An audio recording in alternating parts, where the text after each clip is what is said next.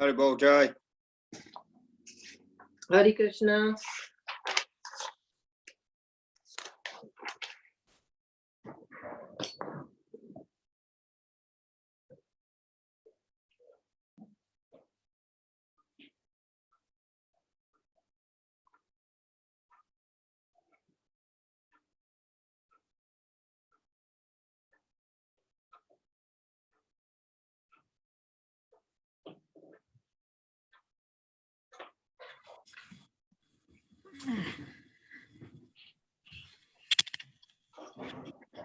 Hare Krishna. Hare Krishna Maharaj.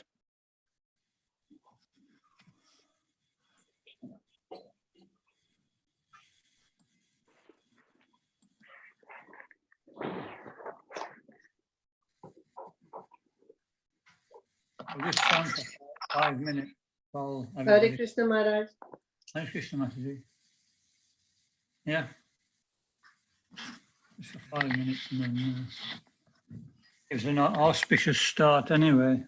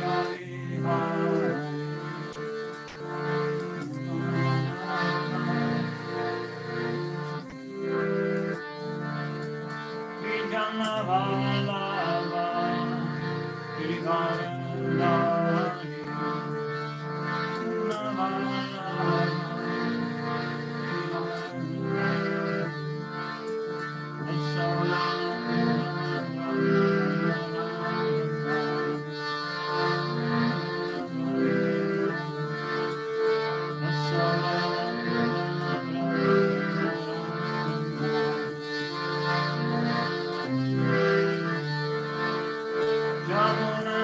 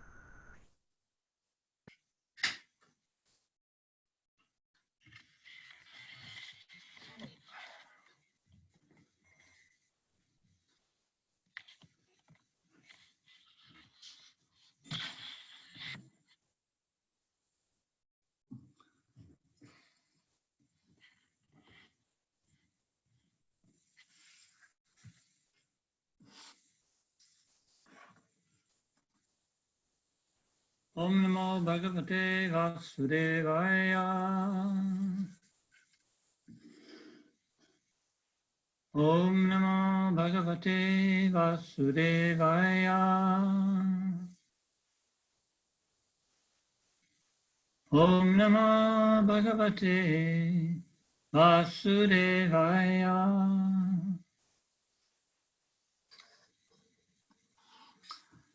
Hare Krishna, everybody. Hare Krishna, Guru Maharaj. Hare Krishna Maharaj. Hare Krishna. Hare Krishna Maharaj. So, I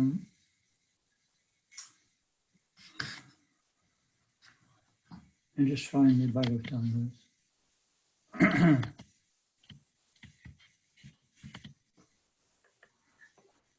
So last week we finished with chapter 4, that's right, the process of creation.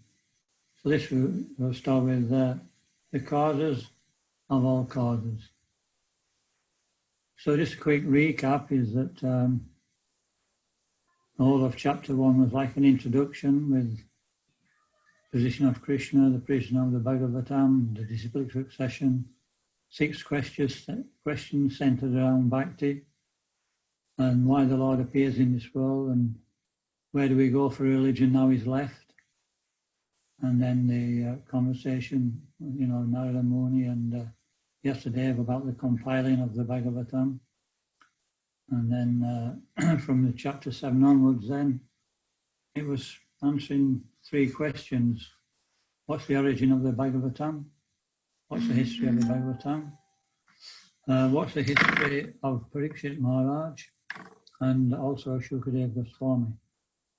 And then we ended chapter 1 with the cursing of Parikshit Maharaj by the Brahman boy Shringi.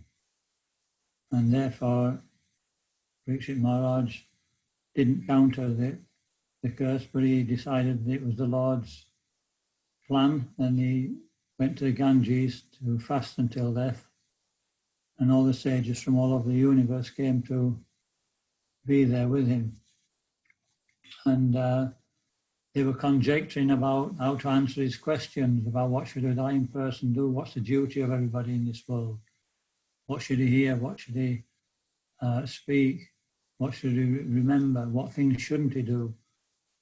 And because there was different classes of transcendentalists, some of them were on the path of karma, some of them were jnanis, some of them were yogis, and some devotees, of course, like Shaunaka, like Sutta Goswami. So then we started the second chapter, or second canto, sorry, and we spoke about,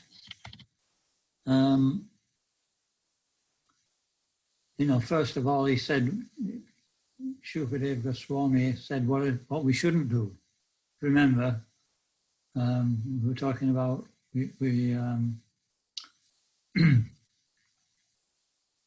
persons who are absorbed in material life, their only real desire is to enjoy this world. And he talked about mostly Griha Medi life, because most people are in that type of life, man and woman. There's not so many renunciants in this age. So he was talking for these people of this age, and he said that the life of this type of household is just spent in sense gratification. And then he concluded in the 5th verse by saying that, the only way is, if we want to be free from miserable conditions of life, is to hear, is to chant, glorify and remember the personality of Godhead, who's the saviour from all miseries and the super soul in the heart. And whatever we do, that should be the goal, because at the end of life, the goal is to remember Anta Narayana Smriti, to remember Lord Krishna. And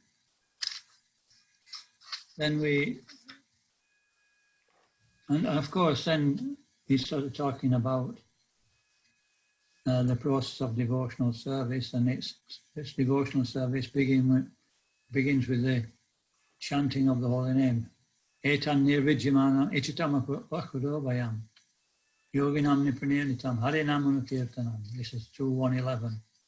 Very famous verse that if we want to be free from all fear, then just chant the holy name of the Lord in any condition of life. So then, he's established devotional service right at the beginning. Bas. The Bhagavatam is very simple. But, the people who are receiving it, the people of this age of Kali especially, we're not very simple. And therefore we need things spelling out. And we need them repeating again and again in different ways. And so he realizes that Sutta Goswami, that Shukadev Goswami, he realizes different transcendentalists with different ideas. So he talks about Ashtanga Yoga, the two processes for the neophyte and for the advanced devotee. One is going through the planetary systems, meditating on the Virat Rupa, one is meditating on the Super Soul. And they can achieve impersonal liberation, or the Super Soul meditator can eventually achieve Vaikuntha by the association of devotees. So that finished the chapter 2. Is that right? No, we didn't. We got halfway through chapter 2. Anyway, yeah, that finishes chapter 2. And at the end of chapter 2, once again, he stressed, sadhana bhakti, that this is the best process. And two main benefits is that it purifies the aim of life, it purifies the heart, and by that purification we can attain the lotus feet of Krishna. So again, Bas, he's finished. But then he starts again because he knows that there's other transcendentalists who proclaim that the path of enjoyment is best and demigod worship and gradual elevation, through the different processes. So he's already, in chapter 2, he's said that this is not a very good process, and we should minimize our needs. Can you remember that? We're talking about pillows. To minimize our material needs. Has anybody got down to one pillow yet? Put your hands up. Jai Krishna's got down to one pillow, so he's a real tapashvi. Okay.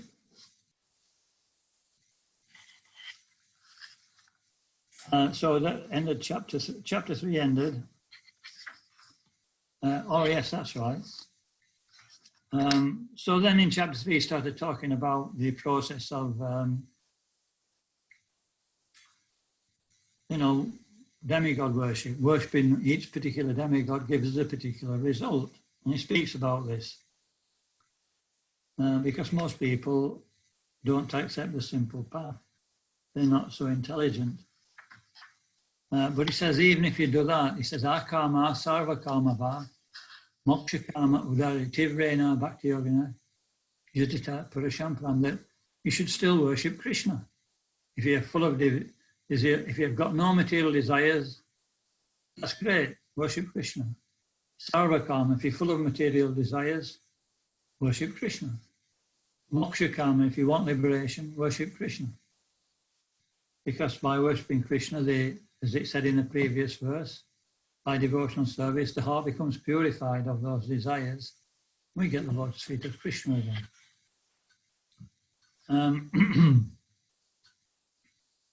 So then we went on to say, therefore, the best utilization of time, Ayur Harati Vaipumshan. Ayur means duration of life. Harati means destroys. So, every time the sun comes up and the sun sets, it's taking away the duration of everybody's life. He says, but except a person who is hearing and speaking Krishna Katha, because he's increasing his life, he's becoming attached to the Supreme Lord. He's becoming spiritualized, and he'll eventually have a spiritual body. And he's saying that if we don't do this, we're just doing the same with the animals. then he gives those different examples, if you remember last week, about, ear holes, what use are they? Like snake holes. And what about a tongue? It's like the tongue of a frog. It just makes a noise, and it invites the snake of death. Any others you can remember? What were the eyes like?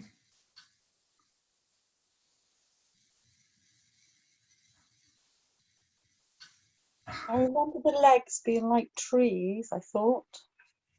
Eyes like trees. No, I remember the legs being like trees if you didn't use Oh, the them. legs are like trees. Yeah, I can't remember what the eyes.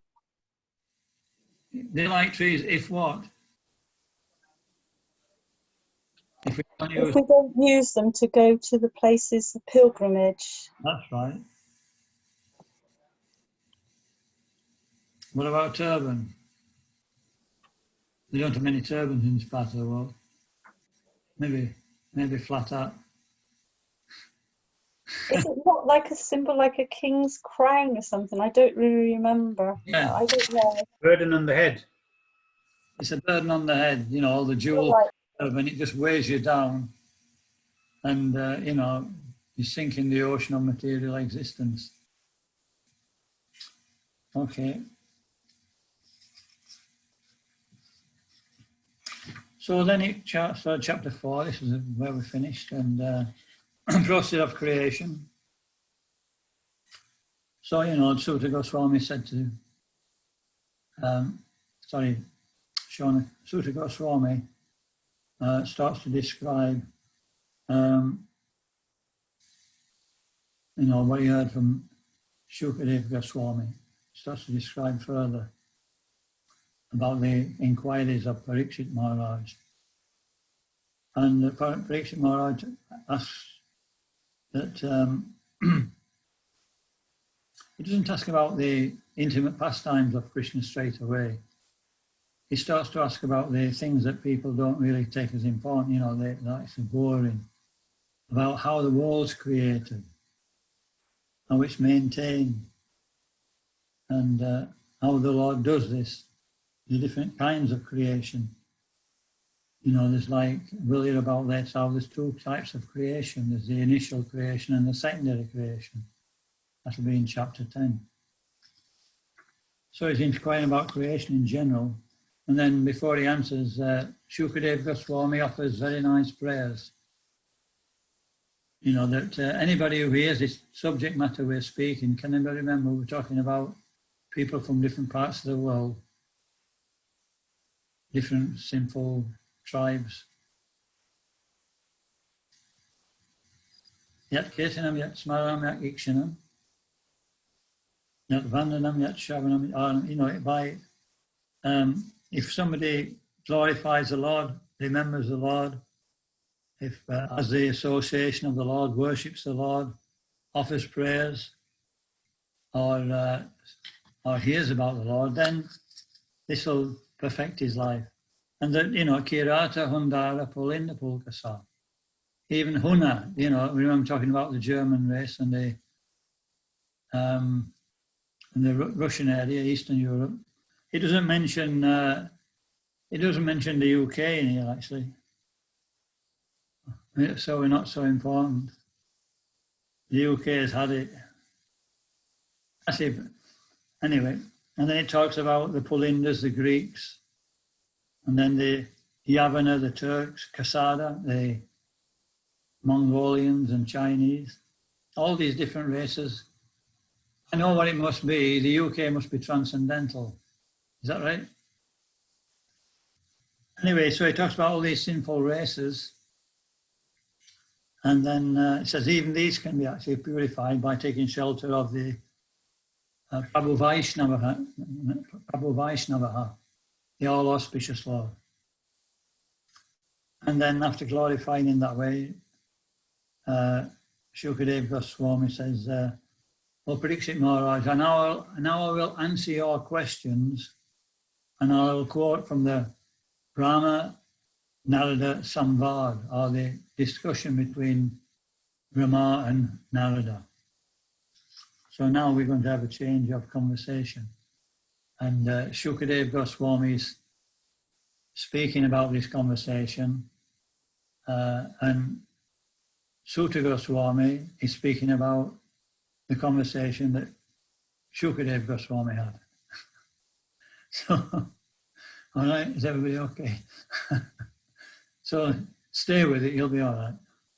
Anyway, if anybody can get through this section, then the rest of the Bhagavatam will be, you know, it'll be a piece of cake.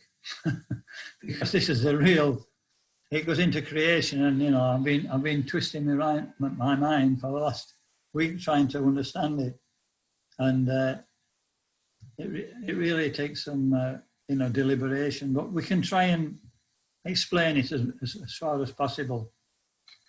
So, you know, it's impossible to understand the Lord and His creation, really. This is expressed in these next verses. We start with 2:5.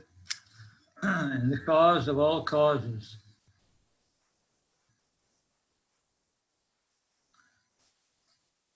So Narada Muni starts to question Lord Brahma. And he's question. Actually, this conversation we're having now is a little bit, it's like premature in one respect, because in chapter 10 it'll actually fill in the gaps. Anyway, I'm not going into detail, but these conversations, they're switching from one situation to another. It's not just like reading a book. So you have to be. So I was asked the other day about when was the Bhagavatam spoken, and I've heard, you know, many years ago that you know, the Bhagavad Gita is spoken before the Battle of Kurukshetra, and the Bhagavatam spoken after. But then, as I was trying to say that, I thought, well, wait a minute.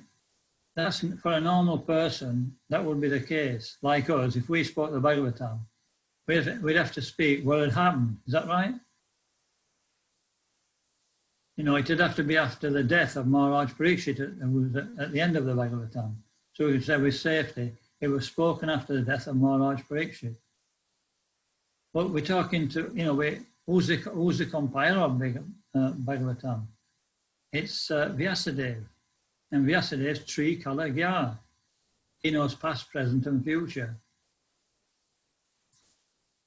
So, you know, he can be speaking about something which hasn't happened, which he does in the Bhagavatam. He talks about future incarnations like Kalki. So exactly when it was spoken, I'm not quite sure, but it was spoken after the Battle of Kurukshetra. I do know that, after the Bhagavad Gita. Does that make sense? Okay. So Narada Muni, he questions Lord Brahma and he asks him 6 questions. He says, Yad Rupam, what's the characteristics of this universe? Yad Adishtanam, Dishtan means place. What is the shelter of this universe? Yad Shrishtam, how is it created? What is the process of creation? Yad Samstam, how is it conserved? In other words, after destruction, you know, where does it go? Where is it stored? Yat Paramam, Yat Param. What does it depend on? This is the same as what is its shelter, more or less. And Yat Cha, what is it composed of? What's the ingredients? So this is all about the nature of the universe we're living in. So this is the first thing that Narada Muni asks. But then, you know, Narada Muni starts to glorify Shukadeva Goswami. Sorry, Narada Muni starts to glorify Lord Brahma, that he has full confidence in him. Otherwise, why would he hear? He says, you know everything, you are independent, you are self-sufficient. But then the famous way, he says, but, you know, why do you perform so many austerities? I have reason to believe that there's somebody more powerful than you. You know, there was one disciple of Bhaktisiddhanta Saraswati Thakur, he was actually German, and he was looking for the goal of life, and he went around India, and he was going in different temples, Lord Shiva, Durga Devi, Ganesh, you name it, And now there's nothing, it's not quite, there's something wrong here.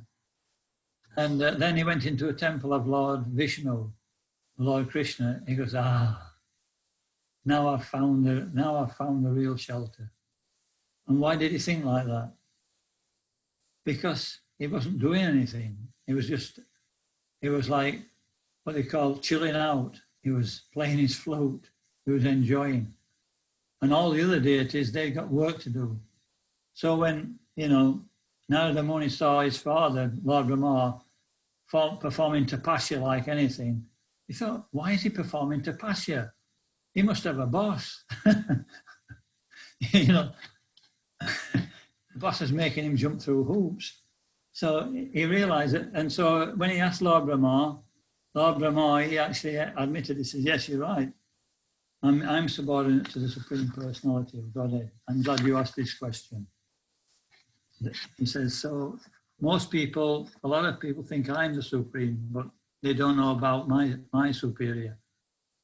So now he starts to explain about that. And the first question was what? It was about the characteristics of the universe. So there are 5 characteristics of this universe. Anybody like to guess what they are?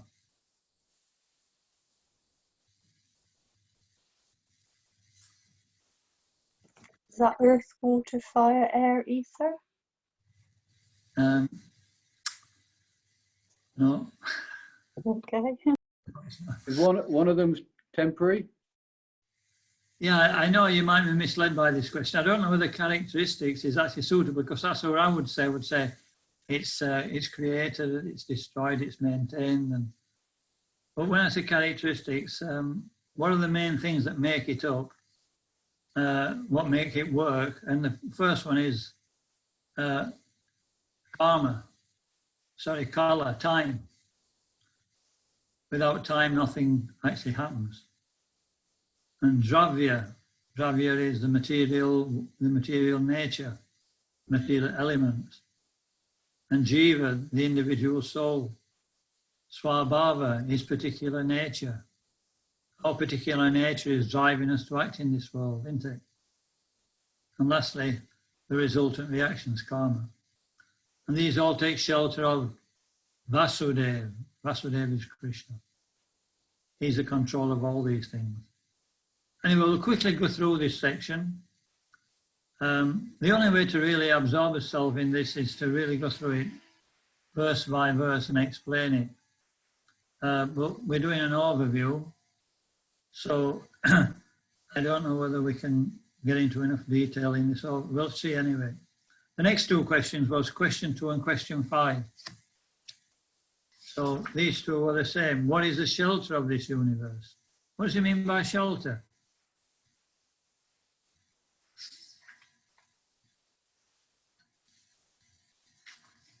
What's our shelter?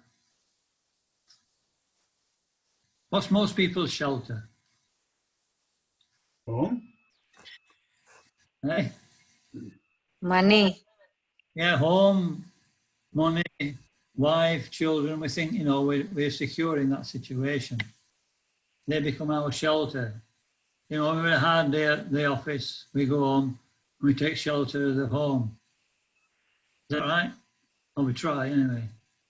And after some time at home, we take shelter of the office. So it's like we're taking shelter of different things. But what's the real shelter? It's Narayan. Narayan is Garbhodakashaya Vishnu. And ultimately Krishna. And what does this universe depend upon?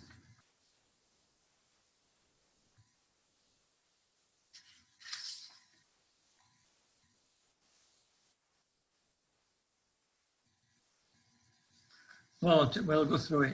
First of all, there's on knowledge from the Vedas. Knowledge from the Vedas. Without knowledge, we don't know how to do anything.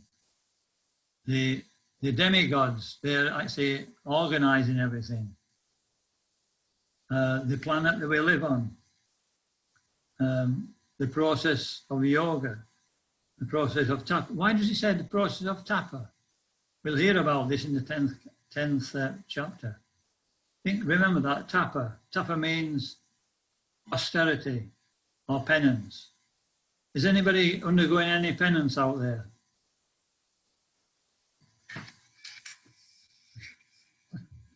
No, this is it's not a trick question.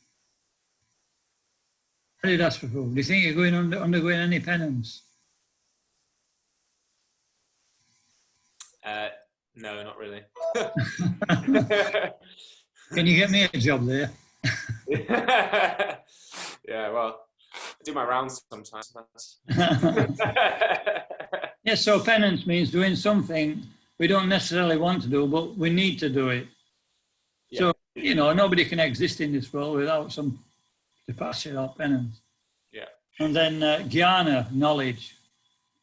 You know, everybody, it's become a world of education. We need knowledge. We need, you know, so many things in order to exist. Unless, what do we need in order to drive us on? What's driving us on in this world? Just think simply. Be honest. Desire? Desire for some. What's that? Hope. What? Hope. Hope. Yeah, but we're hoping to achieve a goal. Happiness. Got a goal. Is that right? Yeah. And that goal will bring us happiness, we hope. Yeah. So these are our shelters. If we don't have a goal, we'll actually commit suicide. If we don't have any reason for living. So they're very important points. So I'll just go through them. We need knowledge. We need the devas to allow us to do what we need to do. We need a planet to live on, a place to live. We need to, I don't know why it puts yoga in there. I haven't got an answer for that one, but yoga, tapa and jnana, knowledge. Yoga means to link or to achieve, isn't it? All right. And next one is the answer to question 3. This is about creation of the universe. How is it created? So this is the big one. Now we're going to hear how it's created. So tighten your seatbelt. So where's the first creation come from? Who's the original creator? We're not talking about Krishna. Krishna is the source of everything. Vishnu? Vishnu. No, which one? Karana das. Yeah, Karana means cause. Karana, Vishnu. And from him comes Kala, time, and the jivas and their nature. If you remember, at the end of every creation, the jivas all merge into the body of, they go into the body of Garbhadakashaya Vishnu. No, Karanadakashaya Vishnu. When they emanate from Karanadakashaya Vishnu, they've got their own natures which they've generated from the past, either coming from the spiritual world, they have a desire, or coming from the last creation, they still have desires. So there's the jiva and his desires are swabhava. And time means that he can start to have some scope for fulfilling those desires. And these are all, by the glance of Karanadakashaya Vishnu, he glances at the material energy. We were talking about this last week, called pradhan or maya. This is like the potential for material creation. That's my word, potential. And it's called the undifferentiated modes. And then by time and the desire of the living entity, you know, if you want to do something, you've got to have time to do it, haven't you? You go somewhere and you say, I want to do this, and they'll say, well, how much time have you got? And so they'll prescribe a certain activity. Or you go somewhere, how much money have you got? How much money and time have you got? So here, according to, time facilitates our activities. And then from pradhan, when these 3 things are added, then the Mahatattva is produced. Mahatattva is got the three modes of nature in it. And then Mahatattva creates, provides all the necessities for creation. This is the creation by Karanadakashai Vishnu. And what's the first thing that it produces? It produces false ego. If we want to do anything in this world, we have to forget who we are. We have to, be covered by the false ego. This is what it says in Bhagavatam. As soon as we desire sense gratification, immediately we slap down. And so then we're given this false ego, this body. But how is the body developed? Well, it tells you about the false ego in three different modes of nature. So this is important, actually. If we really think about this, it's really sensible. In the mode of goodness, this develops knowledge. And from knowledge, the Adidaiva or the demigods are developed. And so they're the ones who fulfill our desires. And our desires come through the 10 senses, which are trying to enjoy, in the mind. So that all comes from the mode of goodness. The mind has to, desire. The senses fulfill those desires. We need the demigods to provide the things to fulfill those desires. So this is knowledge. And then is everybody okay so far? So then in the mode of passion, this is the mode of working, karana. So this is called the Kriya Shakti, the working Shakti. And from there is produced the Adi Atma, or the soul and the self and the body. Well, it's the soul actually in this stage, there's no body yet. And Adi Atma, in goodness we have Adidaiva, the demigods, now we have Adi Atma, the self. And then we're given the life force or prana and the 10 senses, including intelligence, how to use the senses. And then from ignorance, it's called Dravya Shakti, the mode of ignorance. And then the 5 elements are produced. What's those elements? Earth, water, fire, air, ether. So now we've got something solid. The other 2 things were all subtle in the mind or the intelligence.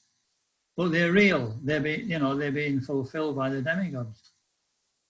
But now we have the elements by which to enjoy. And then from that comes the Tanmatras, and these are the 5 results of those particular elements. Like in the element air, there's a sense of touch. So that's one of the matras. In fire, there's the ability to see. In water, there's the ability to taste. Yeah. In earth, there's the ability to smell. So, so smell, taste, form, touch, all these things are generated.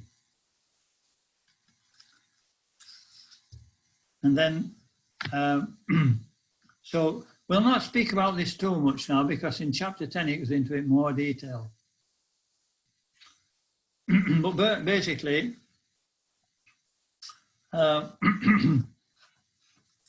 the ear, eyes, skin, nose, tongue, hands, feet, voice, anus, genitals, they're all produced from these original elements. They're called, anyway, I'm not going to Sanskrit. And then when these 23 elements all together here, if we add them all up, and coming from called the Mahatattva, the false ego, the 5 sensations, the 5 gross elements, 11 senses. But there's no body at the moment. All the ingredients are there. And so then they actually are assembled by the material energy, and they lie on the waters of the Garbhodaka ocean for 1,000 years of the demi, 1,000 celestial years. And then eventually Garbhodakashai Vishnu he's created by Karanadakashaya Vishnu. He enters into the universe and he starts to actually give the facility for Lord Brahma to utilize those elements. It says he expands as a Virat Rupa. So it's difficult to understand, but basically all you have to remember is that the Virat Rupa is imaginary. It doesn't actually exist. It's just that we see the sun and moon as the Lord's eyes. We see the lower planets as the Lord's feet. But in one sense, they are real because all the different activities of the body have a deity on these different planets which control that particular part of the body. Like on the moon, this is linked to the mind. And so, the demigod on the moon controls, gives us a facility to have a mind. Sometimes they say somebody's a lunatic. Is that right? Lunatic, it comes from that, it's the same thing.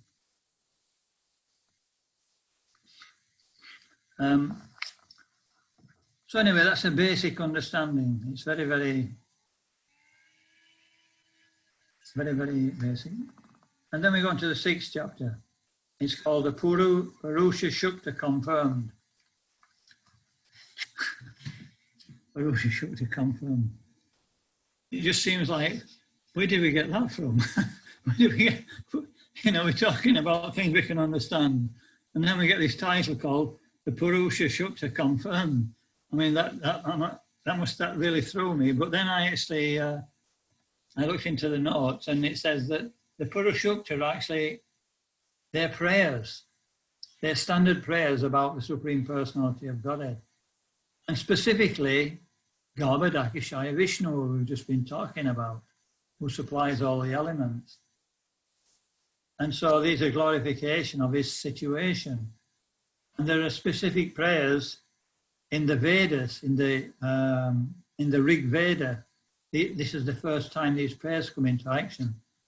So in this 6th chapter of the Srimad Bhagavatam, these Purusha Shuktas, prayers, are actually mimicked, not mimicked, but there's a comparison, they're nearly the same prayers. So it says that this part of the Bhagavatam confirms the authenticity of the Srimad Bhagavatam, because Srimad Bhagavatam is considered a Smriti. Smriti means it's a Purana, it's an old history, it's not actually part original Veda.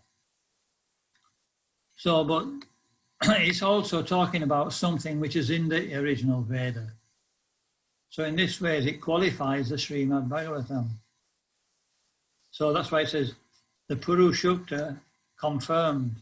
Now Bhagavatam is confirming the original prayers in the Rig Veda about the Supreme Lord, Garbhodakashaya Vishnu.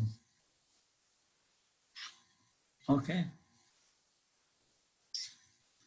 I don't know where to go here because this little piece of information in different sections. And I think what I'll do, I'll wait all the 10th canto, and if I've missed anything, I'll come back and try and fill in. But basically it starts to talk about how creation takes place by Garbhodakashaya Vishnu. And what it's saying, he says, because we can't do anything unless it exists in the Lord. We can't have this form unless the Lord's got this form. So we can't taste unless the Lord can taste. We can't see unless he can see. So because Garbhodakashaya Vishnu, he has a subtle sense organ which is like taste, or should I say first sound. That's his subtle sense. And then from sound, the objects, when the objects are actually brought into manifestation by contact with the elements. And the element, what's it? No, sorry, hearing. Hearing is the subtle element, and sound is a gross element. And then, so therefore, it says, Garbhodakashaya Vishnu needs ear.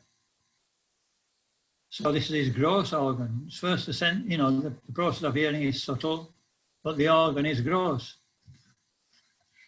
And so from that gross, we're able to actually also have an ear by, you know, by the mercy of the devatas, by the mercy of the particular demigod who's in charge of the ears. So, you know, there's nothing actually, it's not what they call rocket science. It's not difficult. It's quite, it makes common sense, but we're not used to the terms, that's all. We did, so it'll be explained in the 10th canto. We'll start to carry on explaining it now. But basically what it's saying is that the Lord has the propensity to hear. So therefore he needs a ear. And so therefore we also have that propensity. So according to our mentality, we develop an ear and a subtle sense of hearing by the mercy of a demigod who's empowered to do that. Yeah? Okay, you want an ear, so Garbhadaka Shai Vishnu sends us to the stores, and in the stores is the demigod, and he gives us an ear, which is suitable according to our particular, you know, mentality. It's like that. And so it says we have to be careful what kind of ear we want. You know, there's elephant ears. You know, there's all kinds of different ears for hearing different things. So he says the best ear is to hear about Krishna. And then we give him transcendental ears. Otherwise, if we start hearing about all kinds of different things, we can have that type of ear. And he talks about, specifically about taste. You know, he says spiritual life starts with the tongue. Jivado is called it. Shari Ra Avidya Jal. Jodendriya Taika. Jiva Pale, the tongue. He says, so we have to be very, very careful about the tongue. He said, if we taste all kinds of nonsense like a hog, he said, when, you know, in the next life, when we go to the stores, when we sent to the, you know, the demigod there, will see what we've been eating and he'll give us a suitable body to eat that sort of thing, a suitable tongue and a body to go with it. So it's like that. And it's same for the eyes, and it's same for the smelling power, it's same for the sense of touch. So, you know, a devotee is safe because all these organs are used in the service of the Lord. So therefore, we are sent, you know, we don't go to the demigods for a material ear, material eye. We don't get another material body, but we're given a spiritual body because we're using all these different organs in a spiritual way.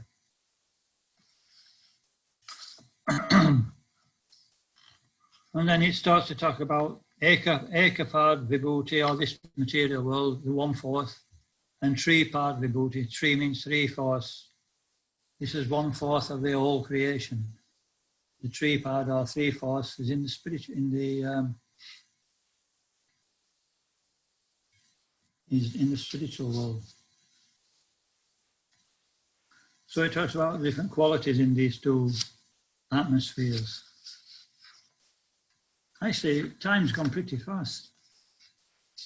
I didn't realise.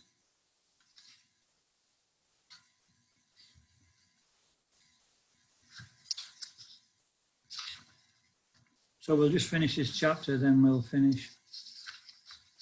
So basically, we've been answering the questions. In question, remember in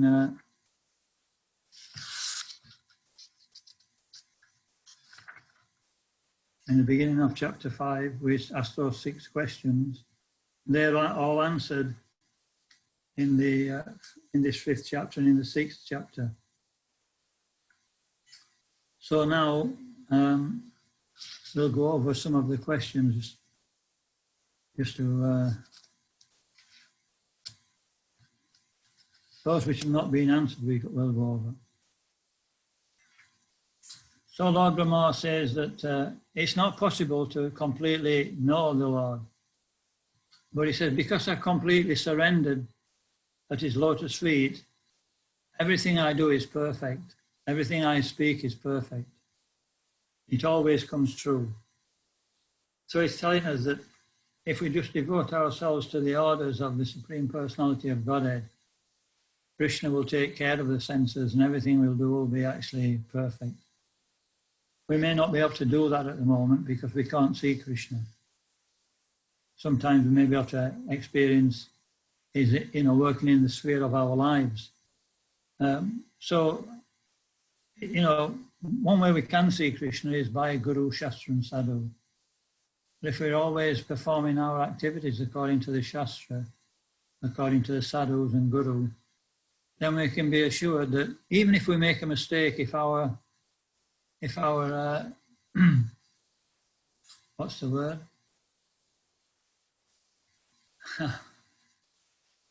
Intention? Intention, thank you. Even if our intention is, sincere, then, it'll work out. We just have to be sincere, Prabhupada said. And one devotee says, what do you mean? What does it take to be sincere? He says, it doesn't take anything, you just have to be sincere. Sincerity.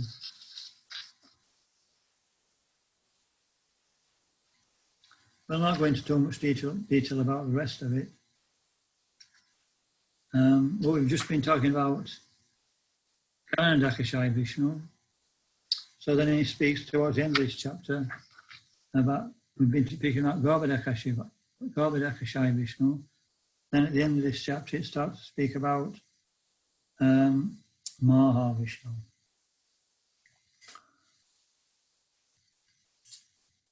So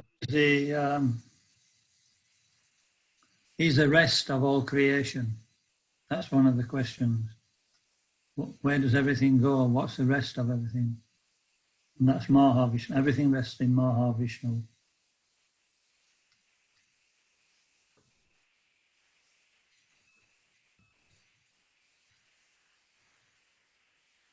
So a devotee is not really so concerned about these things. It's a matter of interest, and it increases his faith, and it also allows him to preach. But really, a devotee is interested in how to develop a relationship with the Supreme.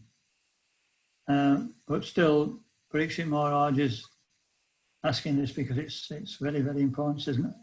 I can't remember exactly, but later on I'll describe why. Here we are. Now I will describe the Leela avatars.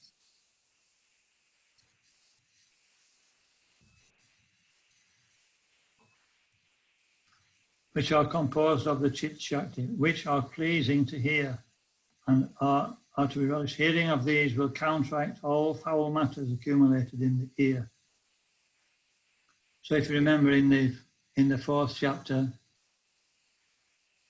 Parikshit Maharaj asked to hear about the incarnations of the Lord again in more detail. So now he spoke about the Purusha avatars. And now in the next chapter he's going to speak about the Leela avatars. So this is repeating what we did also in the beginning of the first chapter, but in more detail. Yeah. And later on it will be described that let me find it now.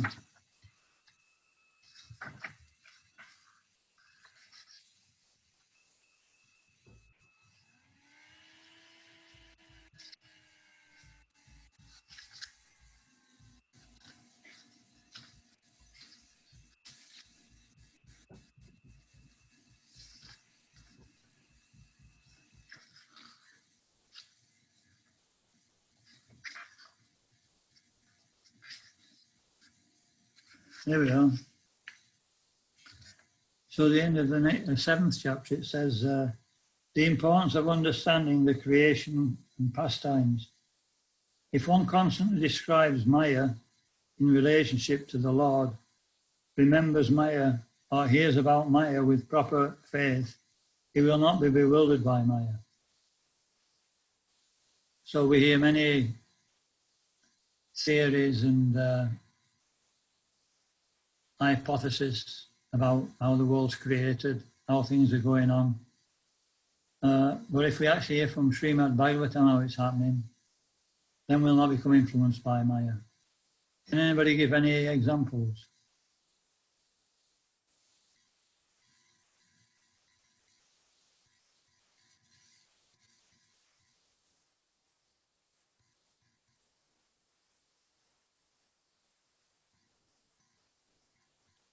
Like the three modes of material nature, Bhagavad Gita says that if you understand the three modes, that you can overcome. Or I mean, practically. okay, I can give a practical example, actually. It'll take about 5 minutes. Have you got 5 minutes? Right. So when Prabhupada was traveling in the, I think it was 1969. What happened in 1969? Prabhupada went to America. What? Yeah. No. moon landing. Yeah, London. Moon landing, that's right. But everybody can remember where they were when they landed on the moon, is that right? Yes. Because it was such a momentous thing, wasn't it? I was on holiday, actually. I can remember where I were. And Prabhupada was traveling with Purushottam, his servant, and his servant was like, he was getting into Maya. He wasn't following the process so strictly, and Prabhupada could understand that, and he tried to encourage him. And he used to joke with him, you know, make light of things so that he'd feel that he'd got a friend. And so Purushottam was an American, and at that time it was the moon, what they call these, the moon what? Moon venture, moonshot. And he kept reporting to Prabhupada every day how they were you know, making progress. And Prabhupada was listening. And then it came to the day when they were about to land on the moon, and he went and hired a television. And he invited Prabhupada to watch it. And Prabhupada, he went in the room, but he turned the other way, and you know, there was Dhananjaya massaging Prabhupada's head.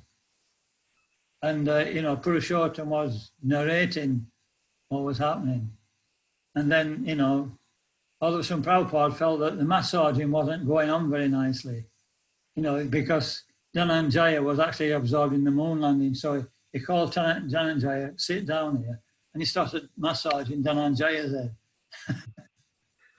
And so then he sent Dhananjaya back to massage his head. And then eventually, what was it? Armstrong, Louis Armstrong, was it? Near. Not Louis Armstrong, he used to play the trumpet, didn't he? It was James Armstrong, is that right? Neil Armstrong. Neil. Oh, Neil. Yeah. For, you know, first step on the moon for mankind.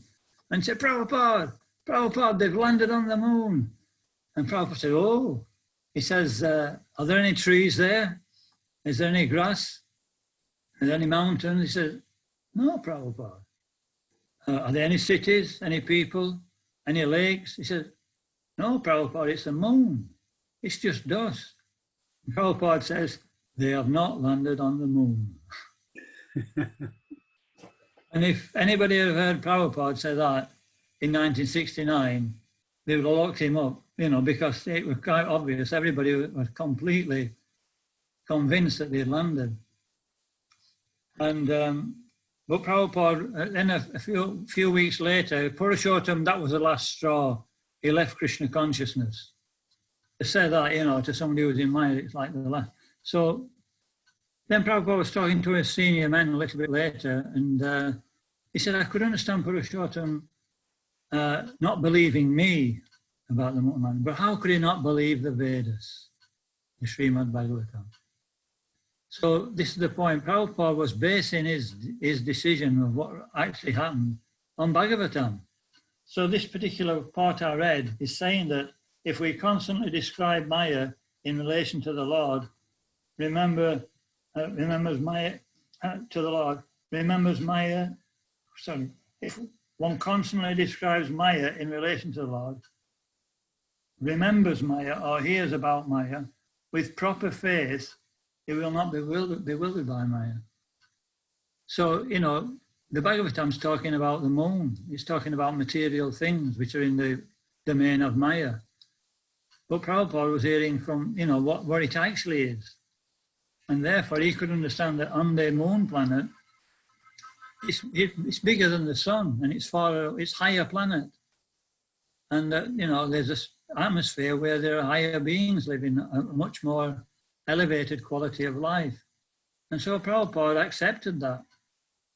And so he could understand that his description of the moon is Maya. So in this way, it's, you know, it's important to understand these things. Maharaj, which verse is that at the end of the 7th chapter? 53.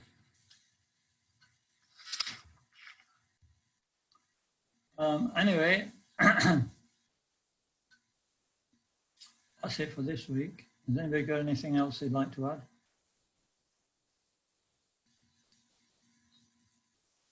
What we can do, maybe you can give me some feedback because this is a heavy subject matter. Do you want to go into it in more detail or do you want to carry on as we are? I mean, or do you want to skim over it more? Yes, Maharaj. Yeah, might be good to go through a bit more, maybe more detail. What else? What have I bought? Actually, what you have to do here is that I'm going into more detail than what an overview should do, really. Okay. You know, like, you know, a general overview wouldn't go into details about certain things.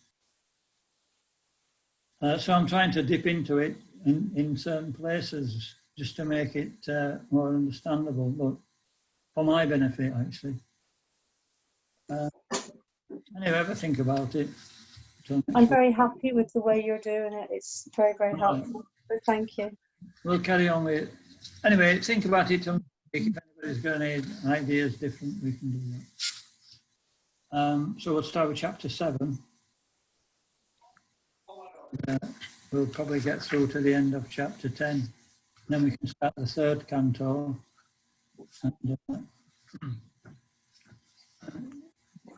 the 3rd canto, we'll go through it all again. Yeah. Let's have a look in the 3rd canto. It's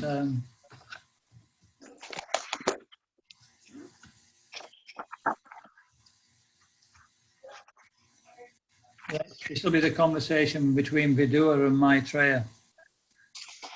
Another conversation. It'll start to branch out into another story, so it'll. Well, that's a very nice canto, the 3rd canto. It talks about creation, and then it talks about, you know, Hiranyaksha. It talks about, you know, how to measure time from the atom. Like this. And then it talks about the pastimes of the full philosophy of Krishna consciousness. And so it's probably 33 chapters in the 3rd canto. Okay, thank you again. We'll see you next week. Maharaj, could I ask you one thing? The Purusha Sukta prayers, did Prabhupada recommend us to, you know, some prayers Prabhupada recommended to recite us on Ekadashi day, like prayers of Queen Kunti or Prahlad Maharaj? Did he recommend these prayers as well? I don't know about it, if he did. I've never heard. I mean, Ekadashi, he said, I remember Prabhupada saying to one person, just do what I do. So if you analyse Prabhupada's life, it's tailor-made for us to follow, you know, because he went through so many difficulties, more than we'll ever experience. And basically what he did, he was just fixed in the mood of his spiritual master, Bhaktisiddhanta Saraswati Thakur. And his mood was to, you know, expand and preach Krishna consciousness. So I think the, what do you call it, the emperor verse here, remember the emperor verse, it governs everything in the Srimad Bhagavatam. So if you want an emperor way of thinking is, you know, is this helping me in my Krishna consciousness? And is it helping me to give Krishna consciousness to others? I think if we think along those 2 points, then you know, we'll be able to discriminate to a great degree, you know, how to conduct ourselves. Because, you know, I'm a pretty basic person, you know, and I just think we don't want to become too much caught up in elaboration and forget, you know, what we're doing. If those prayers are what Prabhupada said, then there's a good reason behind it. But basically, Prabhupada followed the mood of Bhaktisiddhanta Saraswati Thakur. And Bhaktisiddhanta Saraswati Thakur, I heard this, I mean, I haven't read it, but he said that on Ekadashi, you know, they cooked grains on Ekadashi one day by mistake. And they told Bhaktisiddhanta, he said, what shall we do? He said, just feed them up with the grains and get them out on, you know, on preaching. You know what I mean? Yeah. Okay, thank you. Thank you, Maharaj. Hare Krishna Maharaj. Thank you, Maharaj. Hare Krishna. Thank you. Hare Krishna. Hare Krishna, Mataji.